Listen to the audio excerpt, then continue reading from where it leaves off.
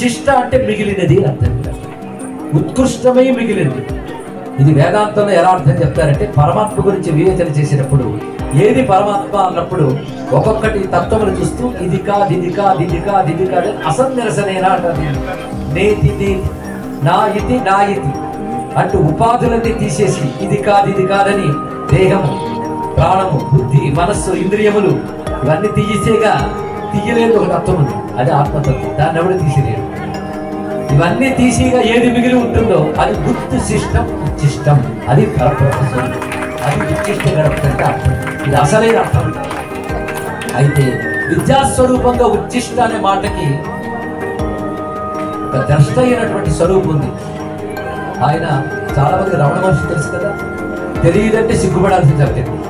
భారతీయ సంస్కృతిలో ఇందాక చెప్పిన ఉత్తు శిష్ట, సర్వభూతిగా ఏది మిగిలి ఉంటుందో ఆ నేను తెలుసుకోవాలని చెప్పిన మహానుభావుడైన ఉచ్చిష్ట అంటే అహమునకు మూలమైన బ్రహ్మతత్వమే ఉచ్చిష్ట.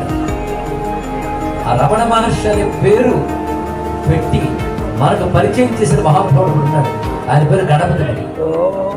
ఆయన తపశ్శక్తితో అక్కడికి చేరి మౌనంగా ఉన్నటువంటి ఒక స్వామిని చూసి తపస్సు అంటే ఏమిటని అర్థం అడిగాడు. అప్పుడు రమణ మహర్షి చెప్పిన మాట, అప్పుడు రమణ మహర్షి పేరు పెట్టలేదు ఆయన చెప్పిన మాట, ఈ ప్రశ్న ఎక్కడి నుంచి వచ్చిందో దాన్ని వెతుక్కుంటూ వెళ్ళడమే తపస్సు అని చెప్పాడు. అద్భుతమైన సమాధానం. మౌనంగా ఉన్న స్వామి మొట్టమొదటి మాట్లాడాడు. అప్పుడు ఆయన పేరు పెట్టాలని ఆలోచించి పూర్వాశ్రమంలో ఆయన పేరు వెంకట రామన్ కనుక అది తీసుకుని రమణ మహర్షిని పేరు పెట్టిన ఆయన గణపతి. కొంతమంది తత్వవేత్తలు ఏం చెప్తారంటే గణపతిలో గణపతి అంశం ఉందని, రమణ మహర్షిలో సుబ్రహ్మణ్య అంశం ఉంది అని చెప్తారంట.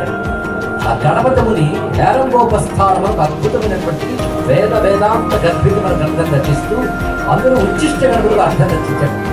జిహ్వాస్థలం నాథ విగాహ్యమానం స్వామాహురుచ్చిష్టమిహచ్చలోక్త్యా ఉచ్చిష్టతాచేత్తవ రుద్రసూనో స్వాధ్యాయ నిష్ఠీవనయో విదాగా సర్వాణి ధాన్యాని చ భక్షయంతం దంతైశ్చితై దేవ సహాయవంతం చేతకిలస్తం రసనాహ్వయం తే వాహం విదో మూషికమామనంతి. అద్భుతమైన దర్శనం అండి. ఈ దర్శనం కూడా ఊహతో ఆయన రాయలేదు, ఇది ఉన్న సత్యాన్ని దర్శించాడు. దీనికి ప్రమాణం చూపిస్తాం. ఉచ్చిష్టం అంటే ఏం చెప్పుకున్న అర్థం, ఉత్కృష్టమే మిగిలినది. ఇంకొక అర్థం ఏముంది, ఉచ్చిష్టం అంటే ఎంగిలి, అది కూడా శాస్త్రార్థమే కదా అంటే అవునండి అన్నాడు. ఉచ్చిష్టం అంటే ఎంగిలి. ఎంగిలి అంటే అర్థం నీ నోటి నుంచి వచ్చేది, మన నోటి నుంచి వచ్చేది ఉచ్చిష్టం అంటే మన నోటి నుంచి వచ్చేవన్నీ అక్షరాలు కదా అన్నాడు. అక్షరాలు ఎక్కడి నుంచి వస్తున్నాయి, నోటి నుంచి వస్తున్నాయి. అక్షరాలు ఎన్ని లెక్కలేని టక టక టక టక నోటి నుంచి వస్తున్నాయి. అయితే ప్రతి అక్షరాన్ని అక్షరం కింద లెక్క కట్టకూడదు. స్వాధ్యాయ అన్నాడు వేదముని, వేదాక్షరం ఇవి ఎక్కడి నుంచి పలుకుతున్నాయి, నోటి నుంచే కదా.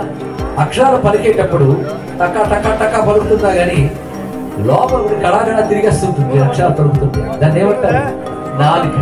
ఎలా తిరుగుతుందో చూసారంటే కలుగులో ఎలకలా తిరుగుతుంది, కలుగులో ఎలకలా తిరిగేస్తుంది. ఆ నాలుక మీద అక్షరాలన్నీ కనపడుతుంటాయి. అక్షర గణములకు పతి అక్షర గణపతి, అక్షరములన్నీ ఆయనలో ఉన్నాయి. అందుకే అక్షర ముక్ష తప్పదు. అక్షర గణపతి ఎక్కడున్నాడయ్యా అంటే నాలికని ఎలక మీద ఉండే అక్షరాలన్నీ గణపతినయ్యా అన్నాడు. కాబట్టి నాలిక అనే ఎలక మీద నుంచి వచ్చే అక్షరాలన్నీ ఉచ్చిష్టములేగా అన్నాడు. ఉచ్చిష్టము నోటి నుంచి వచ్చాయి కదా, నోటి నుంచి వచ్చిన అక్షరములన్నీ ఉచ్చిష్టములైతే వాటికి పతి అయిన వాడు ఉచ్చిష్ట గణపతి. అద్భుతమైన విషయం చెప్పారు. అంటే అక్షర గణపతి అని అర్థం, ఉత్తు శిష్ట అని అర్థం తీసుకోవాలి, ఇది అర్థం తీసుకోవాలి. దీనికి ప్రమాణంగా ఇందాకే శివుడు చేసిన హేరంగ దర్శనంతో చేసిన గణపతి సహస్రనామ స్తోత్రంలో ఒక నామం ఉంది, జిహ్వా సింహాసన ప్రభు. జిహ్వా సింహాసనం అంటే నాలికే ఆసనంగా చేసుకున్నవాడు అర్థం. అసలు గణపతికి ఆసనం మూషికం. మరి ఇక్కడ నాలికాసనం అన్నారంటే ఇది అర్థం ఉంది. నాలికాసనం అంటే ఇది అర్థం, నాలికే ఆసనం. అక్షరాలకి నాలికే ఆసనం. నాలుగు తీసేసి మాట్లాడండి, నాలుగు మూసే మాట్లాడండి, నాలుగు కడితే మాట. అది నాలికని మూషికంగాను, దాని తర్వాత గణపతిని మూషిక వాహనం, ఇదొక అర్థం. కింద కూడా చెప్పుకొని గుర్తుపెట్టుకోండి. యజ్ఞాగ్నికి ఒక రకమైన యజ్ఞాగ్నికి మూషికం అని పేరు. యజ్ఞస్వరూపుడైన గణపతికి మూషిక వాహనం అర్థం. అది చెప్పుకున్న వేదపరమైన అర్థం, ఇది వైదికమైన అర్థమే. కానీ ఉచ్చిష్ట గణపతి స్వరూపం. కనుక ఆయన చేతిలో అటు వీణా పుస్తకం ఉండడానికి అంతరార్థం ఏంటంటే శబ్దం 2 విధాలుగా వస్తుందయ్యా. అక్షమాల కూడా ఉంది స్వామి చేతులు, అక్షమాల అక్షరమాల. ఇక వీణ స్వరం, కానీ శబ్దము స్వరముగా అక్షరముగా వస్తుంది. కానీ స్వరాక్షరములతో ఉన్నటువంటి శబ్దములని తన స్వరూపం చెప్పడానికి వాటిని ఆయుధాలుగా ధరించినటువంటి ఉచ్చిష్ట గణపతి మనం నమస్కారం తీసుకుంటాం. క్షిప్ర గణపతి, నర్తన గణపతి, ఉచ్చిష్ట గణపతి, ఏరంభ గణపతి, ఇన్ని స్వరూపాలు మనం ఇవాళ సాక్షాత్కరింపజేసుకున్నాం.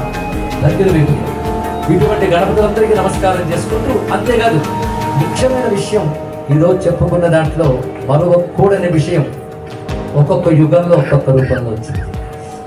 అందులో కలియుగానికి ఎలా ఉంటారో కూడా చెప్పుకున్నాం కదా. మరొక అద్భుతమైన గణపతి స్వస్తిక గణపతి చెప్తారు. ఒక మంత్రం ఉంది, అందరూ చేసుకోదగ్గ మంత్రం అని సభల్లో చెప్తాం. శ్రీ స్వస్తి శ్రీ గణేశాయ నమః, శ్రీ స్వస్తి శ్రీ గణేశాయ నమః. స్వస్తిక్, స్వస్తిక్ చిన్న ఎప్పుడైనా చూసారు మీరు? ఇప్పటికీ మనం స్వస్తిక్ వేస్తుంటాం. మనం తక్కువ కానీ ఉత్తరాది వాళ్ళు ఎక్కువ వేస్తుంటారు. అలాగే జైనులు మొదలైన వాళ్ళు కూడా ఈ సింబల్ తీసుకున్నారండి, స్వస్తిక్ చిహ్నాన్ని. స్వస్తిక్ ఎలా వస్తుందంటే ఒక సరళ రేఖగా గీసిన ఎస్ లాగా ఉంటుంది, స్ట్రైట్ లైన్స్ గా. ఇటు ఒకటి వస్తుంది, అటు ఒకటి వస్తుంది, ఈ రెండు కలుసుకుంటే స్వస్తిక్ అవుతుంది. ఈ స్వస్తిక్ ప్రదక్షిణ క్రమం, అప్రదక్షిణ క్రమం 2 ఉంటాయి. అప్రదక్షిణ అభిచారాలు, ప్రదక్షిణ సౌమ్యము దేవతా స్వరూపం. అప్రదక్షిణమైన స్వస్తిక్ను వాడేడు హిట్లర్, వాడు మారణం. అది మన గ్రాహ్యం కాదు, మన స్వస్తిక్. ప్రదక్షిణ క్రమంలో ఉన్న స్వస్తిక్ని మనం తీసుకుంటున్నాం. ఈ స్వస్తిక్ వేస్తే స్వస్తి కలుగుతుంది. స్వస్తి అంటే అందరికి తెలిసిందే కదండి. మనమైతే గుడ్ మార్నింగ్, గుడ్ డే అంటున్నాం, కానీ ఇప్పటికి ఒక దేశంలో స్వస్త్యస్తు అంటారు. మీరు హోటల్కి వెళ్ళిన హోటల్ క్లీన్ చేసే వాళ్ళు గ్రీట్ ఎలా చేస్తారంటే స్వస్త్యస్తు అంటారు, తెలుసా? మనకు ఆ సంస్కారం లేదు, భాష రాదు. మరొక దేశం, ఆ దేశం పేరు బాలి. బాలి దేశంలో స్వస్త్యస్తు అంటారండి ఇప్పటికీ. హిందూ సంస్కృతి అక్కడ కనబడుతుంది. స్వస్తి అస్తు, సు అస్తి స్వస్తి. స్వస్తి అంటే శుభం కలుగుగాక, శుభం కలుగుగాక. శుభం ఉన్నది, కలుగుగాక అంటే అస్తు రావాలి. అస్తి ఉంది అంటే శుభం ఉన్నది, శుభం కలుగుగాక అంటే ఇప్పుడు లేదు అంటాం. ఇప్పుడు లేదు, కలుగుగాక ఫ్యూచర్. ఇది అంటే ఎప్పుడు ఫ్యూచర్ అయితే కష్టం కదండి, ప్రజెంట్ ఉండాలి కదా. అందుకే స్వస్తి అనడంలో శుభమే ఉన్నది అని అర్థం. అద్భుతమైన మాట స్వస్తి అనేటువంటి మాట. ఈ స్వస్తి, స్వస్తి మంత్రార్థ సఫలా సంతు అంటారు వేద పండితులు. వేద స్వస్తి చెప్పుకున్నామంటారు ఇక్కడ. ఎందుకంటే వేద ధ్వనిలోనే స్వస్తి ఉంది, వేద ధ్వనిలో శుభం ఉంది, వేద ధ్వనిలో మేలు ఉంది. మేలు ఉండడమే స్వస్తి. వేద స్వరూపుడు గణపతి కనుకనే ఇవాళ యజ్ఞస్వరూపుడు గణపతి అని చెప్పుకున్నాం. వేద స్వరూపుడు గణపతి అది ఉచ్చిష్ట గణపతి వెంటనే స్వస్తి గణపతి వస్తాడు. స్వస్తి మంత్రులు చాలా ఉంటాయి కానీ ప్రధానంగా స్వస్తి ఇంద్రో చెప్పండి పెద్దలు. స్వస్తి ఇంద్రో వృద్ధశ్రవాహ స్వస్తిన పూషా విశ్వవేదాహ. నేను అర్థం చెప్తున్నాను, స్వరం చెప్పండి. స్వస్తిన స్థాక్షో అరిష్టనేమి స్వస్తినో బృహస్పతి దధా. ఇది చదివితే మొత్తం మంత్రం 4 భాగాలు, 4 స్వస్తులు. దేవత స్వస్తిన ఇంద్రో వృద్ధశ్రవా, స్వస్తిన భూషా విశ్వేద, స్వస్తిన స్థాక్షో అరిష్టనేమి, స్వస్తినో బృహస్పతి. ఈ దేవ గణములు, ప్రధాన దేవగణములు. ఈ గణములతో ఉన్నటువంటి పతి ఆ మంత్రంలో ఉంటాడు మొత్తం. స్వస్తి స్వరూపం, స్వస్తి ప్రణవస్వరూపం. ఇది పెద్ద రహస్యం. ఎందుకంటే మనం ఓంకారం ఎలా రాస్తామంటే మనం 3 పక్కన తొండం అని చెప్పుకున్నాం. ఒక్కొక్క భాషలో ఒక్కొక్కలా ఉంటుంది ఓంకారం. మీరు తమిళ్లో కూడా ఓంకారం ఒకలా ఉంటుంది, మీరు చూసి ఉంటారు. తెలుగు వాళ్ళు ఓంకారం ఉంటుంది. చిత్రం ఏంటంటే మీరు భాషలు వెతికి చూడండి, అన్ని భాషల్లో ఓంకారం ఇలా తిరిగి ఇలా పొట్ట ముందుకు వస్తుంది ప్రతి దాంట్లో. అది రహస్యం. ఓంకారం అలా ఉంటుంది కదా. దీనికి పూర్వకాలంలో రేఖలతో అక్షరాలు చెప్పడం ఉండేది. అలాగా రేఖలతో చెప్పడం ఉంది. రేఖలతో చెప్పేటప్పుడు ఏం చేస్తారంటే ఓ అనడానికి ఎస్ మార్క్ పెడతారు. ఆ 2 కలిపితే ఓ అవుతుంది. 2 పక్క పక్కన రాస్తే ఓ, కలిపేస్తే ఓం అవుతుంది. అది స్వస్తిక్ అనే చిహ్నం ఓంకారానికి సంకేతము. మరి ఓ ఓ ఆ భాష. ఇందులో మీరు సరిగ్గా చూస్తే పై గీతలు 4 వస్తాయి, పరిశీలించండి. 1 2 3 4. గణపతి ఏ సంఖ్య? 4 సంఖ్య, చతుర్థి. ఇవి 4 వస్తాయి, మీరు గమనిస్తే. మంత్రంలో 4 స్వస్తులు ఉన్నాయి. ఇక్కడ స్వస్తి 4 అంటే స్వస్తి మంత్రం అంతా స్వస్తికి చిహ్నంలో ఉంటుంది. స్వస్తి మంత్రంలో చెప్పం గణములన్నీ దేవగణములన్నీ అందులో ఉన్నాయి. ఆ పతిగా స్వస్తి రూపుడైన పరమాత్మ గణపతిగా అందరూ భాషిస్తున్నాడు. ఇది స్వస్తిక గణపతి. దీని మాత్రం స్వస్తి శ్రీ గణేశాయ నమః అంటే చాలు. ఇలా ఎన్ని విధాలుగా మనం ఆరాధించుకోవచ్చు. ఇవాళ వచ్చిన ఈ గణపతి రూపాలన్నిటికీ నమస్కారం చేసుకుంటూ రేపు ఏ రూపాలతో రాబోతున్నాడో మళ్ళీ ఎదురు చూద్దాం. రేపు వచ్చే రూపాన్ని స్వాగతిద్దాం. ఇవాళ వచ్చే రూపాలన్నిటికీ నమస్కారం చేసుకుంటూ స్వస్తి. స్వస్తి ప్రజాభ్య పరిపాలయంతాం న్యాయేన మార్గేణ మహిమహీషాః గోబ్రాహ్మణేభ్యः శుభమస్తు నిత్యం. లోకాः సమస్తాः సుఖినో భవంతు. కాలే వర్షతు పర్జన్యః పృథివీ సస్యశాలినీ దేశోऽयं శోభనితో. బ్రాహ్మణాः సంతు నిర్భయాः అపుత్రాः పుత్రిణः సంతు పుత్రిణः సంతు పౌత్రిణः అధరాः సధరాः సంతు జీవంతు సదాం శతం. ఉమాకాంతాయ కాంతాయ కామితార్థప్రదాయినే శ్రీగిరీశాయ దేవాయ మల్లినాథాయ మంగళం. సచ్చిత్ సుఖ స్వరూపాయ శివశక్త్యైక్య రూపిణి వల్లభా ప్రాణకాంతాయ శ్రీ గణేశాయ మంగళం. శ్రీమద్రమార్మణగోవిందో హరిగోవింద. ఇవాళ పరమాత్మని శ్రీకృష్ణుడు ఆవిర్భవించిన పుణ్య దివసం. అదేవిధంగా చండీ పరదేవత నంద యశోదరుడు నందాదేవిగా ఆవిర్భవించిన పుణ్య దివసం. అదిగా ప్రబలాంబ చండీ రూపంలో ఉంటుంది ఇక్కడ.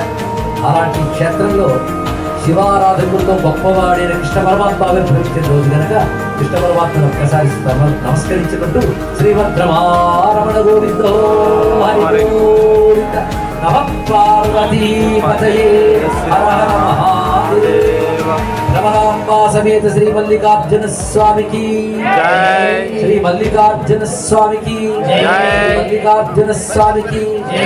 నమః పార్వతీపతయే హర హర మహాదేవ. ధన్యవాదాలు.